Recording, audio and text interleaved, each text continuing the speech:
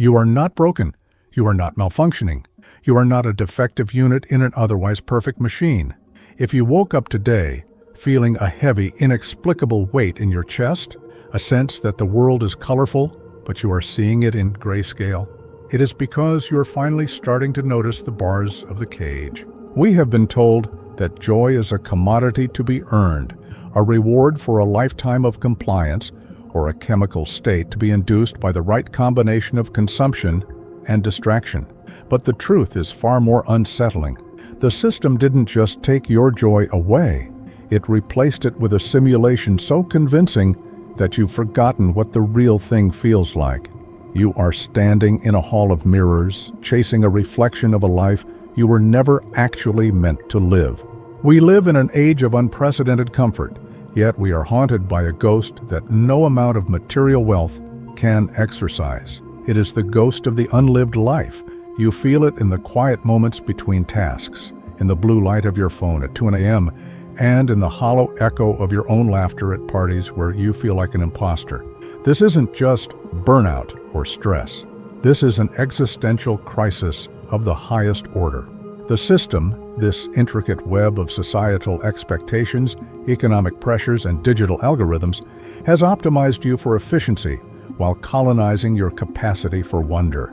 It has turned your heart into a frantic engine and your mind into a processor for data points that don't belong to you. You were born with a nervous system designed for the wild, for deep connection, for the terrifying and beautiful unpredictability of being alive. But the system requires predictability. It requires you to be a reliable consumer and a steady producer. To achieve this, it must dampen your highs and eliminate your lows. It must keep you in a state of functional numbness. You are walking through a fluorescent-lit tomb, wondering why the air feels so thin. The reason you can't feel joy is that joy is a byproduct of being fully present in your own skin, and the system has spent your entire life teaching you how to escape yourself. If this resonates, consider subscribing. The problem isn't that you've lost the ability to feel, it's that you've been trained to fear the very depth required for joy. We have become a civilization of last men, as Nietzsche warned, beings who seek only comfort and wretched contentment. We want the pleasure without the risk, the love without the vulnerability, and the success without the soul-crushing labor of self-discovery. We have traded our inheritance of existential fire for the lukewarm safety of a digital glow. Think about the way we talk about our lives. We spend time, we invest in relationships, we optimize our sleep. We have adopted the language of the machine to describe the mystery of the soul. When you treat your life like an asset to be managed, you lose the ability to experience it as a miracle to be lived. This is the root of the end-of-life regrets that haunt the dying. They don't regret not working more. They regret the fact that they spent their entire existence preparing for a life that never arrived. They regret the deferred life plan, the idea that once they hit a certain milestone, they would finally be allowed to be happy. But that milestone is a mirage. It moves every time you get close to it, because the system needs you to keep running. The anesthesia of the modern world is subtle. It doesn't come in a needle. It comes in a feed. It comes in the form of endless content that tells you how to feel, what to want, and who to hate. It comes in the form of a career path that promises security but demands your soul as collateral. We are so terrified of the void, that empty space where we have to face ourselves, that we fill every second with noise. But joy is a quiet thing. It doesn't scream for your attention like an advertisement. It sits in the silence, waiting for you to stop running. And because we have been conditioned to see silence as a threat, we have effectively locked ourselves out of our own capacity for happiness. Here is the twist. The very emptiness you are feeling right now is not a sign of failure. It is a sign of your awakening. That void in your chest is actually a doorway. The discomfort you feel with the status quo is the only honest part of your day. It is your soul's way of rejecting the plastic food the system is trying to feed it. You are not depressed. You are in mourning for the person you were meant to be. This transition of consciousness is painful because it requires the death of the false self, the version of you that was built to please parents, impress strangers, and serve the economy. We have been taught to pathologize this pain, to numb it with pills or drown it in dopamine. But what if the pain is the medicine? What if the unhappiness you feel is actually a high-functioning response to an insane environment? In a world that demands you be a cog, the most radical act you can perform is to be a human being. The system wants you to believe that joy is something you get, but true joy is something you are when you stop pretending to be what you're not. If this resonates, consider subscribing. To understand how we got here, we must look at the architects of our existential prison. Consider Arthur Schopenhauer's observation that life swings like a pendulum between pain and boredom. The system has hijacked this pendulum. It offers us temporary relief from boredom through mindless consumption, only to land us back in the pain of a meaningless existence. We are caught in a cycle of wanting that has no having. We want the next phone, the next promotion, the next vacation, believing that these objects contain the joy we lack. But as soon as we acquire them, the joy evaporates, leaving us even emptier than before because we have invested our hope in a hollow idol. Martin Heidegger spoke of Das Man, the they-self. This is the anonymous collective force of society that dictates our tastes, our beliefs, and our life paths. The they tells you what constitutes a good life. It tells you that you should be married by 30, own a home by 35, and retire by 65. It tells you that your value is tied to your productivity. When you live from this they-self, you're not actually living. You're being lived by the system. You are a passenger in your own body, watching a pre-programmed script play out. Heidegger argued that most people live in a state of unauthenticity, fleeing from the reality of their own death. But it is only by facing our mortality, what Heidegger called being towards death, that we can truly begin to live. When you realize that your time is finite, the demands of the system start to look ridiculous. Why would you spend your precious limited hours performing tasks you hate to buy things you don't need to impress people you don't like? The system kills your joy by making you live as if you are immortal, pushing the real life into an indefinite future. Friedrich Nietzsche spoke of the death of God, which was not a celebration, but a warning. He realized that without a central, transcendent meaning, humanity would fall into nihilism, a state where nothing matters and everything is permitted. The system has filled the vacuum left by the death of God with the gospel of growth. In this new religion, the economy is the deity, and we are the sacrifices. We have replaced the search for why with the search for more. But more is a bottomless pit. It can never provide the why that our souls crave. We are the most well-fed, well-housed, well-entertained generation in history, and yet we are starving for a sense of purpose that transcends our bank accounts. If this resonates, consider subscribing. Imagine your life as a magnificent ancient cathedral. This cathedral was built to house the sacred fire of your consciousness, to be a place of awe, silence, and profound beauty. But the system has moved in, covered the stained glass with plywood, installed buzzing fluorescent lights, and turned the altar into a checkout counter. You are now a janitor in your own cathedral, spending your days cleaning up the mess of a commerce you didn't ask for, while the sacred fire has dwindled to a tiny cold ember in the basement. The Matrix is not a computer simulation, it is a psychological one. It is the belief that the fluorescent lights are the only light. It is the belief that the checkout counter is the only place where value is exchanged. The system has successfully convinced you that the plywood over the windows is the real world. It has made you forget that just outside those walls, there is a vast, terrifyingly beautiful cosmos waiting for you. We are addicted to the plastic garden. A plastic garden is easy to maintain. It never wilts, it never dies, and it never demands anything of you. But it also never grows. It never smells of rain. It never hosts a butterfly. Our modern lives are plastic gardens. We have friends on social media who don't know the sound of our crying. We have success that leaves us feeling like failures. We have pleasure that leaves us feeling numb. The cost of this safety is the loss of the wild joy that can only exist in a real garden, a garden that requires the dirt of suffering and the water of vulnerability to thrive. The system offers you a deal. Give me your attention, your time, and your spontaneity, and I will give you entertainment. But entertainment is not joy. Entertainment is a distraction from the absence of joy. It is a digital pacifier designed to keep the ghost in the machine from screaming. When the movie ends, when the scroll stops, the scream returns. And instead of listening to what that scream is trying to tell us, we simply look for a louder movie or a faster scroll. If this resonates, consider subscribing. Beware of the hedonic trap. The system loves a hedonist because a hedonist is always hungry. If you believe that the meaning of life is the maximization of pleasure and the minimization of pain, you are the perfect subject for a consumerist society.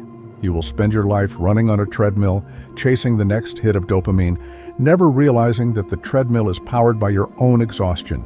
We have been sold a version of happiness that is actually just complacency. The system wants you to be happy enough to keep working, but unhappy enough to keep wanting.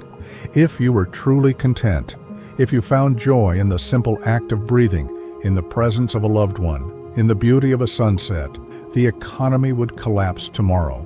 A person who needs nothing is a threat to a system built on more. This is why the system pathologizes the void.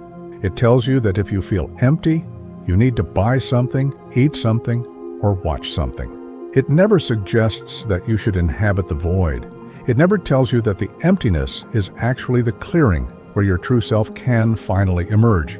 We are taught to flee from our shadows, those parts of ourselves that don't fit into the productive narrative. But as Albert Camus suggested, in the midst of winter, I found there was, within me, an invincible summer.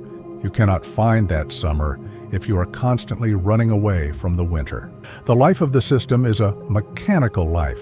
It is the life of the alarm clock, the commute, the spreadsheet, and the Netflix queue. It is a life of doing that has no being. We have become human doings rather than human beings. We are so busy doing that we have forgotten how to be. And being is the only place where joy can live. Joy is not an achievement. It is a frequency. And you cannot tune into that frequency if your internal radio is jammed by the white noise of the system. If this resonates, consider subscribing. So what is the alternative? If the system is a fluorescent tomb, then the new paradigm is the return to the earth. This is not about moving to a cabin in the woods, though for some it might be. It is about reclaiming the inner wilderness. It is about moving from efficiency to integrity. Integrity means being one thing. In the system, we are fragmented. We are one person at work, another on social media, another with our family, and someone else entirely when we are alone. This fragmentation is exhausting. It leaks energy and kills joy. To live with integrity is to have your inner world and your outer world match. It is the courage to say no to things that don't align with your soul, even if those things offer security or status. The new paradigm is based on presence. The system is always pulling you into the future through anxiety and goals, or the past through regret and nostalgia, but life only happens in the now. This sounds like a cliche, but it is a radical existential truth. Joy is found in the useless moments, the moments that have no ROI, return on investment. The moment you watch the steam rise from your coffee, the moment you look deeply into a stranger's eyes, the moment you feel the wind on your face. These moments are worthless to the system because they cannot be monetized, but they are priceless to the soul. Authenticity is the rebellion. In a world of masks, a face is a revolutionary act. To be authentic is to accept the absurdity of existence, as Camus did, and to choose to live anyway with passion and defiance. It is to stop waiting for permission to be happy, and to realize that you are the author of your own meaning. As Søren Kierkegaard wrote, the most common form of despair is not being who you are. The system thrives on this despair. Your joy begins the moment you decide to stop being they and start being you. If this resonates, consider subscribing. I know what you're thinking. I have bills to pay, I have responsibilities, I can't just quit my job and chase existential joy. This is a valid objection, and it's the primary way the system keeps its grip on you, through the hostage-taking of your survival. We are forced to trade our lives for the means to live. It is a cruel irony, but validation of your struggle is the first step toward freedom. It is okay to be tired. It is okay to feel trapped. The matrix is real, and its walls are thick. You are not weak for struggling within it. You are incredibly strong for still being able to feel that something is wrong. The very fact that you are listening to this, that you feel a longing for something deeper, proves that the system has not won. It has occupied your time, but it has not yet occupied your soul. You don't need to burn your life down tomorrow. You need to start carving out spaces of non-compliance. A non-compliant space is a part of your day where the system has no power. It is an hour where you don't check your phone. It is a conversation where you speak the truth, even if it's uncomfortable. It is a creative act that you do for no one but yourself. These are the cracks in the prison wall. And as Leonard Cohen said, there is a crack in everything. That's how the light gets in. The system wants you to think that freedom is an all-or-nothing proposition, so that when you can't achieve all, you settle for nothing. But freedom is a practice. It is a series of small daily choices to prioritize being over doing. It is the refusal to let your internal worth be determined by an external metric. You are allowed to be unproductive. You are allowed to be inconvenient. You are allowed to be human. If this resonates, consider subscribing. Consider the story of a man named Elias. Elias was the poster child of the system. He was a high-level executive at a tech firm, living in a glass-walled penthouse, driving a car that cost more than most people's homes. He had made it. But Elias was ghost-walking. He felt nothing. He ate the finest food and tasted only ash. He slept with the most beautiful people and felt only cold. One day, Elias had a collapso hedonico, a total collapse of his pleasure-seeking mechanism. He was sitting in a board meeting, looking at a graph of quarterly growth, and he suddenly realized that if he died right then, the graph would continue, but his life would have been a blank page. He walked out of the meeting, left his phone on the table, and just started walking. He didn't go to a monastery. He went to a park. He sat on a bench for 6 hours. At first he felt terror. The void rushed in to meet him. He felt the weight of all the years he had wasted. He felt the regret of the unlived life. He wanted to run back to his glass tomb and hide in the noise, but he stayed. He sat through the death of his corporate persona. And then something happened. He noticed a puddle on the sidewalk. He watched the way the light from a street lamp reflected in the dirty water. He saw the oil slicks creating a rainbow in the grime. And for the first time in 20 years, Elias felt a spark. It wasn't happiness in the way we're taught. It wasn't excited or bubbly.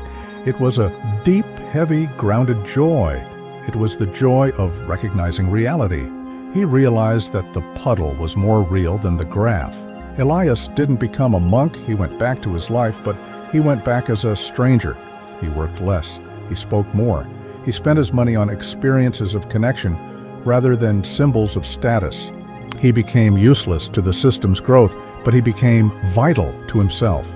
He stopped trying to feel joy and started trying to be present, and the joy followed like a shadow. If this resonates, consider subscribing. To reclaim your joy, you must go through a decomposition.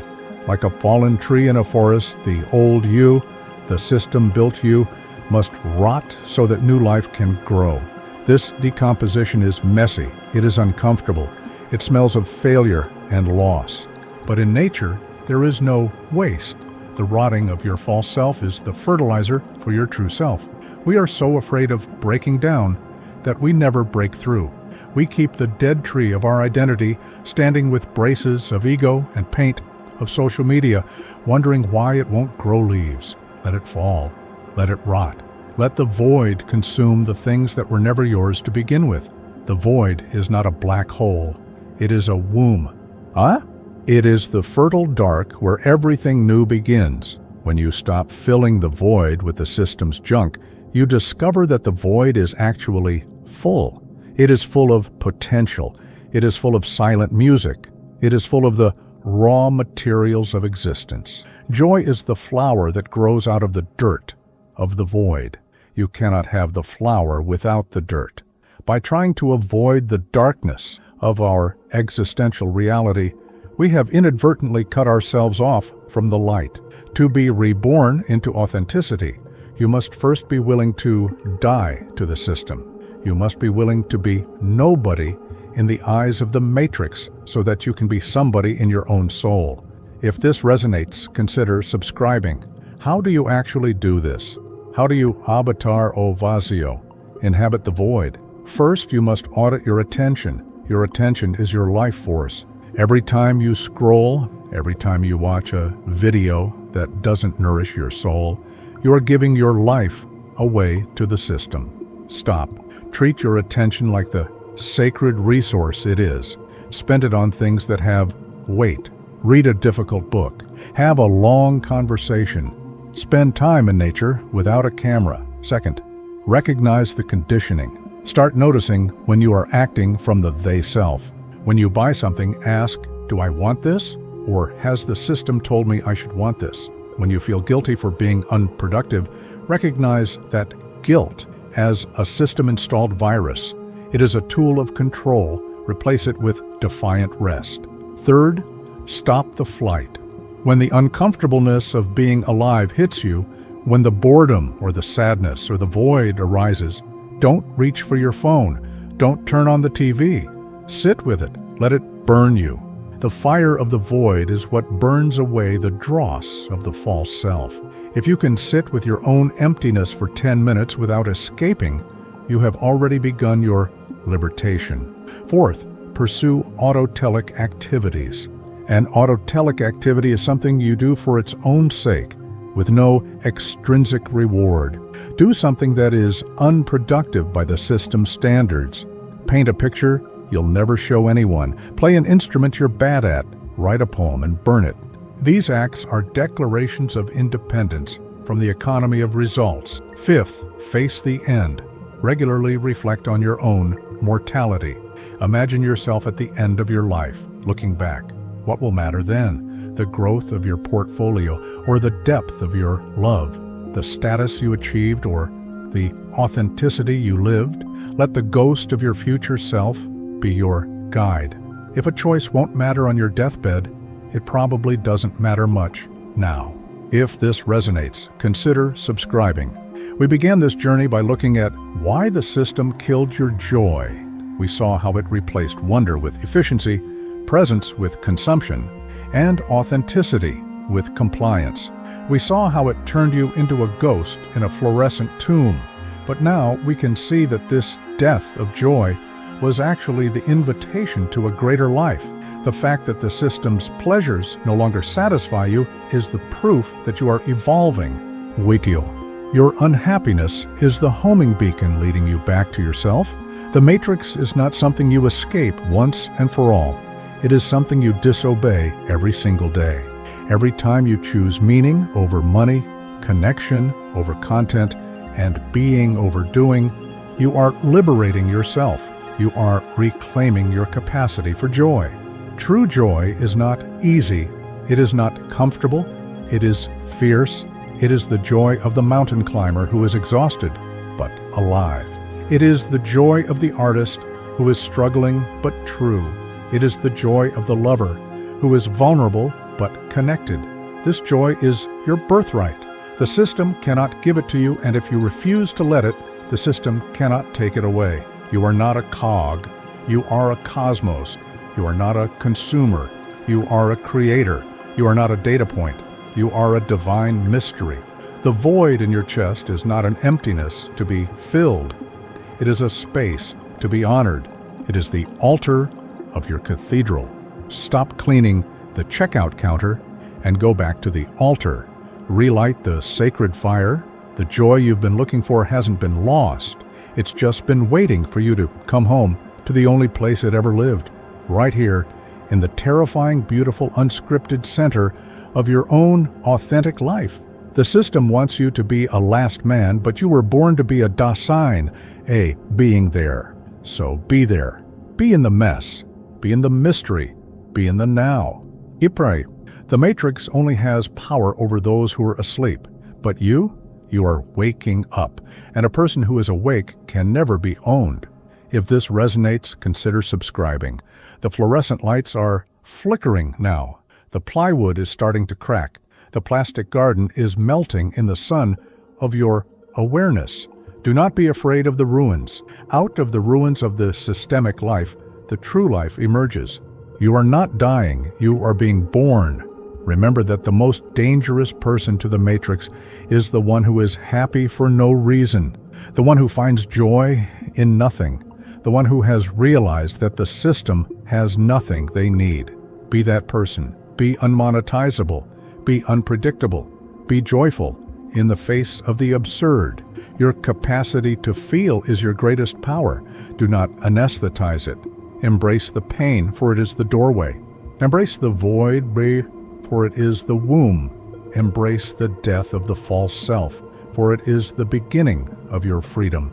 The system didn't kill your joy. It just buried it under a mountain of noise, and you have all the silence you need to dig it out.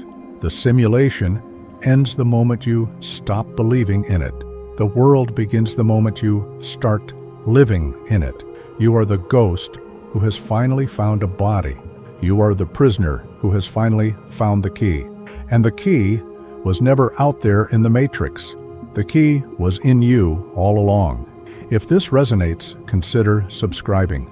We spend our lives running from the darkness, not realizing that the stars can only be seen when it is dark enough. The system has polluted our inner skies with light pollution, making us blind to the infinity within us. But the power has gone out. The city is dark, and for the first time, if you look up, you can see the stars. You are not lost. You are stargazing. You are not empty. You are infinite. You are not done. You are beginning. The regret of the unlived life is a memory of a future that doesn't have to happen. You are alive now. You have time now. You have choice now. Choose the real. Choose the raw. Choose the true. The joy you seek is not a destination. It is the way you walk the path. It is the sound of your soul singing in the dark. Do not let the machine grind your music into silence. Sing louder. Sing wilder. Sing until the walls come down. If this resonates, consider subscribing. The system is waiting for you to come back to work. The algorithm is waiting for you to click. The distraction is waiting for you to escape. But you are busy. You are busy feeling the weight of your own heart. You are busy tasting the air. You are busy being alive. And that, my friend, is the only rebellion that matters. The Matrix can have your labor. It can have your data. It can even have your money. But it cannot have your joy. That belongs to the void, and the void belongs to you. The cage has changed. In the first part of our journey, we identified the bars of the external world, the fluorescent lights, the endless scrolling, the economic hostage-taking that keeps your body moving while your spirit withers. But if you have spent any time trying to break free, you have likely encountered a much more terrifying realization. The bars are not just in your office, your bank account, or your phone. The system has performed its greatest trick of all. It has successfully moved inside your mind. It is no longer just a structure you inhabit. It has become the architect of your very thoughts. You are not just a prisoner of the Matrix, you have become its most dedicated warden. You are the one who polices your own joy, the one who whispers, "Not yet," Every time a spark of authenticity tries to ignite in your chest, you feel it as a low-grade, persistent anxiety that follows you even into your sleep. It's the feeling that you are constantly behind, though you can't quite say what you are racing toward. This is the internalized system, the mental software designed to keep you in a state of perpetual inadequacy. It has colonized your subconscious to the point where your own inner voice sounds like a middle manager. When you try to rest, it calls you lazy. When you try to create, it calls you a fraud. When you try to feel, it tells you that there is no data to support such an inefficient use of time. We have become a society of ghosts haunting our own machines, wondering why the oil tastes like nothing and why the gears keep grinding our bones into dust. If this resonates, consider subscribing. The core of the problem is that we have traded our existential intensity for a hollow security. Yes, we have been conditioned to believe that life is a series of problems to be solved rather than a mystery to be experienced. The system hates mystery because mystery cannot be quantified, marketed, or controlled. To keep the machine running, the system must ensure that you are always looking at the horizon, never at your own feet. It has created a world of emotional anesthesia where we are not quite sad enough to revolt, but certainly not happy enough to be free. We exist in a lukewarm purgatory of fine, busy, and okay. This anesthesia is not an accident. It is a survival mechanism for the system itself. If you were to truly feel the depth of your own existence, the terrifying beauty of your mortality, the raw power of your creative potential, you would become ungovernable. You would no longer be a reliable consumer because your hunger would be for truth, not products. You would no longer be a steady producer because your labor would be an expression of your soul, not a transaction for survival. The system has killed your joy because joy is the most radical form of rebellion. A person who is truly joyful is a person who has already found what they are looking for, and a person who has found what they are looking for is a person who stops buying what the system is selling. We are haunted by end-of-life regrets, not because we didn't do enough, but because we weren't there for what we did. We were mentally elsewhere, planning the next move, worrying about the next crisis, living in the deferred life plan. We have been taught to treat our lives as a project to be completed, but a life is not a project, it is a fire. And by the time most people realize this, the wood is spent and the hearth is cold.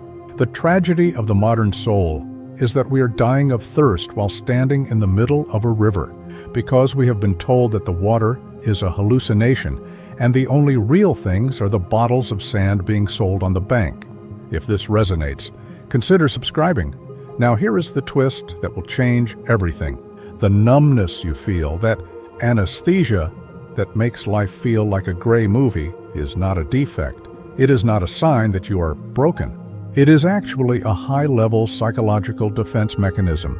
Your soul has pulled the curtains and turned off the lights because the world the system has built is too bright, too loud, and too hostile for a sensitive human spirit to endure. You are not unable to feel joy. You are unwilling to feel the immense pain that comes before it. The system has made the price of admission to your own heart so high that you have chosen to stay in the lobby. What you perceive as a lack of feeling is actually the weight of all the feelings you have been told to suppress. To feel joy, you must also be willing to feel grief. To feel ecstasy, you must also be willing to feel terror. The system has promised you a life of safety, but safety is just another word for stagnation. The transition of consciousness you are experiencing right now is the moment you realize that you would rather be hurt and alive than safe and dead.